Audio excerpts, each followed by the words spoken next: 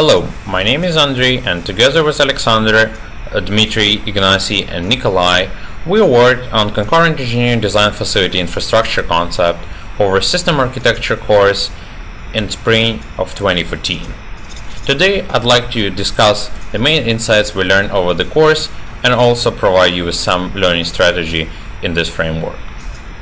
So the facility at first had to be built through solution-neutral concurrent design concept.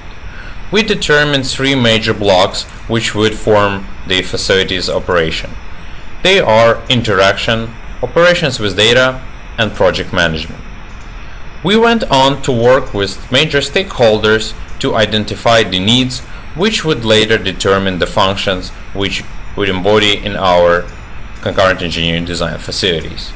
Most of the activities we conducted were in form of the interview, a stakeholder enumeration. As you can see in this layout, which is the foundation of our facility, it would constitute various functional spaces. Through the study of literature, we found out that the multifunctional space shall include concentration and communication spaces to foster interaction and creativity. Also, the distance between spaces shall be minimized and high visibility introduced to raise awareness and reduce connecting control. This all constituted the requirements for visibility and ergonomy listed here. In order to come up with the composite design of our facility, we divided in two major blocks, namely hardware and software infrastructure. Later, we used our trade space exploration algorithm to search through various options of hardware in this case and find the most optimal one satisfying the determined stakeholder needs. This presents the full list of equipment comprised of four blocks: communication, furniture and appliance, data input-output, and computer hardware. Similarly, we worked on software infrastructure, which comprised two blocks: data processing and management and support.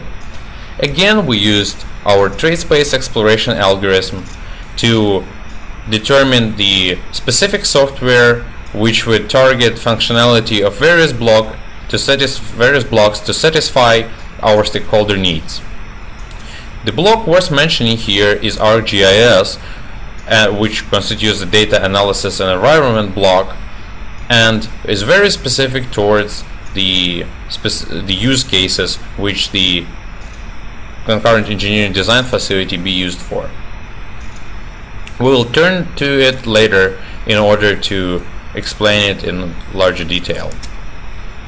Task tracking system, learning management system, and budgeting system were also included into software infrastructure in order to comply with the requirements of government, which constitutes one of our major stakeholders.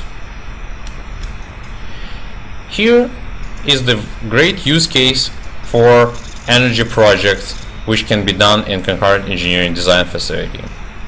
As of now, planning and design of regional and national level energy system is one of the major problems globally.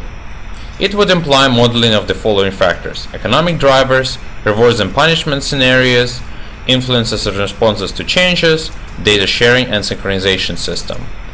Our expert, Amy Glassmeyer, made a great contribution towards the design of this specific part.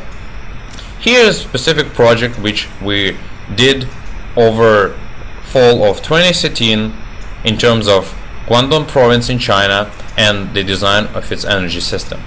The main task was to reduce pollution, also keeping the larger energy system intact of Guangdong province. Here in the map you can see coal-fired power plants, the black dots presented here, along with various hydropower plants, the various blue-shaped signs, and nuclear power plants, the red signs. And as we can see, the task possessed a major problem on figuring out what data would we need, and also the great simulation to make sure that the system was still intact. The task was successfully tackled over the ebb period before the new year, and it showed the great possibilities which can be achieved for different teams working together on this problem concurrently, tackling different tasks. Within the framework of this project specifically, we came up with the following criteria to assess data visualization software, as you can see, ArcGIS came out to be the best.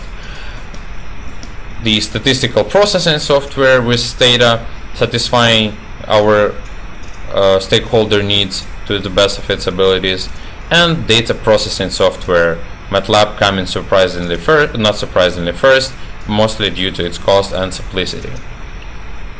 So this presents a clear use case for our Center of Concurrent Engineering Design, and provides a great opportunity for further development and utilization of this strategy introduced in this presentation in order to contribute to various engineering activities within Skoltech and Russia as a whole.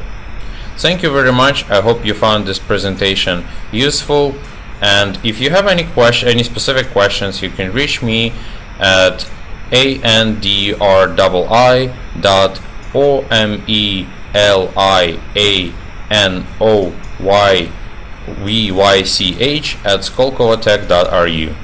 Thank you. Bye.